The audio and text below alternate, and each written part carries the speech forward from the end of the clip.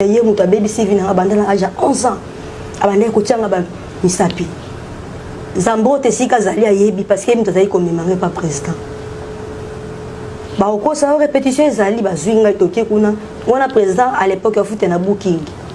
Na chambre président Zambo ta kotsanga na chambre président bandini ko tianga misapi ti elle comme na 13 ans na le rôle deuxième na âge 13 ans zemi président. Et sika président Jibem Penazali ayebi makambo. Papa Saki Lutunga. Ayaka kozwanga ena c'était presque na mona ba périodité parce que ba suli kambezali na ibisa kazambo tana bombela mama abiso ndenge président Jiba za ko ibisa ngai azo ibisa ngande nywana parce que ena yako ibisa président ke na mona ba périodité ndenge na régler ki na mona sona régler te parce que tout na ngai o régler na ibisa te na régler te na ibisa na régler te le président Jibe atindi chauffeur ne papa Saki Lutunga ba iba zunga na mutu kana mbo ba manga na hôpital.